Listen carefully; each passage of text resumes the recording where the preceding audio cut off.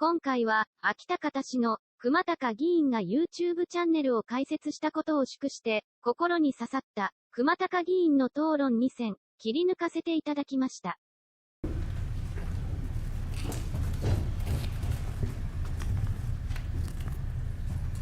この議案に対して賛成の立場から討論をいたします。私の結論は、8人で民意は反映できると考えました。私は以前から定数10人でよいと言ってまいりました。果たして現在の16人なら民意が反映できるのでしょうか。数が多いから民意が反映できてきているのでしょうか。ここ1週間、かなりの方と意見を交わしました。当然、賛否両論、いろいろとありました。削減案には賛成だが、しかし、いきなり8人はどうかと思う。あるいは、8人なら議員に対し、市民の目もよく届くのではないか。市民の意見がやはり届きにくくなるのではないか。また、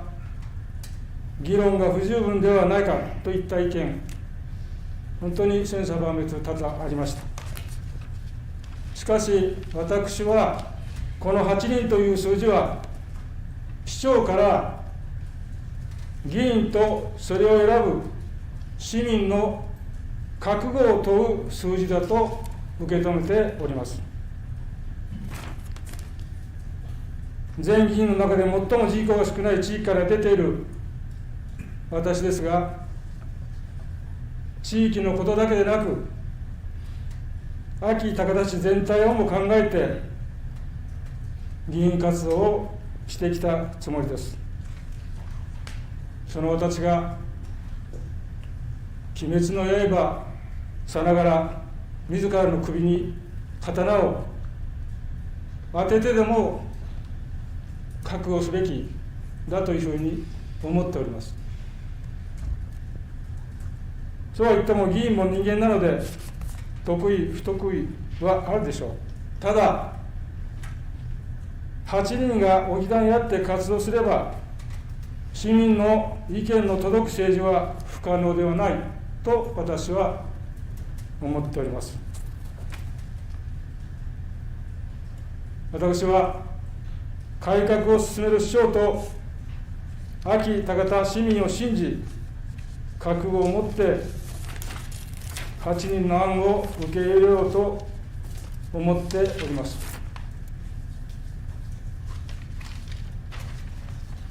私の思いの背景を少し述べさせていただきますが、39歳で立候補した時も住民自治組織のバックアップで他の地域から票を取り付け積み上げての厳しい当選でした。市内全域のあらゆる地域課題解決に奔走できたのも、足元の地域課題は地元の自治振興会と連携し、行政につなぐことができたからです。安芸高田市合併時、安芸高田市の大きな柱は、各町の住民自治組織が集まり、市民主体のまちづくり委員会が民意の受け皿でした。その仕組みを再構築すれば、民意は十分反映できると確信をしております。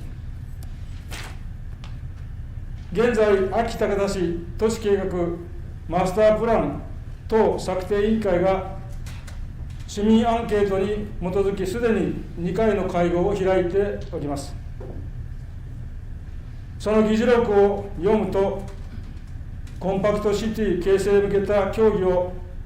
市民の意見とともに丁寧に進めてほしいといった市民代表の発言もありました。このように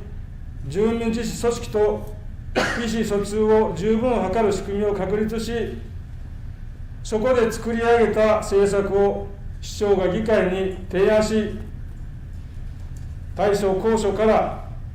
あるいは未来を見据えた議論を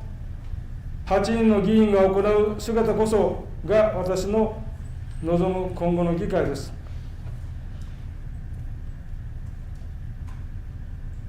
これを考えるときに、第3代アメリカ合衆国大統領のトーマス・ジェファーソンの言葉が心に刺さりました。勇気を持った一人の人間は多数派である。もう一つは、すべての世代が新たな革命を必要としている。こういった思いで私の賛成討論といたします。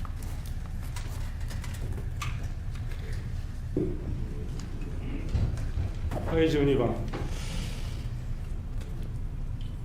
皆さんはこの状況がどうして生まれたのか、もう一度振り返ってもらいたいと思います。ハワイのお金の授受から始まっておるんですよ。その腐った政治体制を変える、そのために石丸首相が生まれたんじゃないんですか。改革というのは厳しい状況がどんどん目の前に押し付けてこられます。でもそれは市民が望んだことではないんですか。公職選挙法に違反するようなそういった状況、政治改革をするというのがこれまでの流れではなかったんですか。また秋田形を後ろに戻すんですか。先ほども質問で言いましたが、市長の手法、いろいろ課題はあると思います。しかしそれは政治改革の一点に尽きるんです。そのことが理解できずに秋田形の未来がありますか。政治が変わらずに行政が変わるわけはないじゃないですか。よく言われるのが、よそ者、バカ者、若者と言われますけども、もうほぼ三拍子揃った篠森さんですよ。バカ者といえば語弊があるかも分かりませんが、昨日の話を聞いてこれだけ熱意がある、ある意味バカにならないとこの町まで来てぜひとも秋田形に行きたいというような行動をされますか。そのことを受け止めない政治状況でこの秋田形の未来がありますか。いろんな理屈はあると思いますが、私たちは今を考える、そのことよりかこれから若い世代が新しい未来を作ることに反対をして潰すことが本当に私たち政治家のすべきことですか。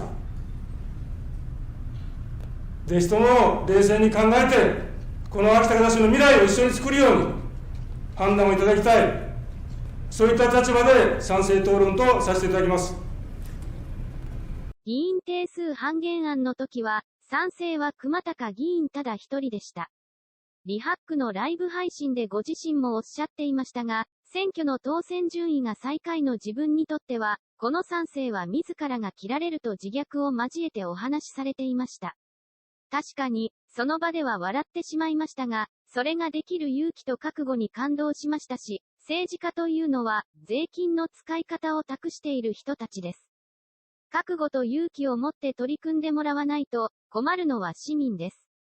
スマホ使えない、ネットわからないと言って避けるのではなく、こうして新しいことにチャレンジして柔軟に対応している姿にも、勇気をいただいております。熊高議員が政治の世界にいる間に、改革が成し遂げられることを期待しています。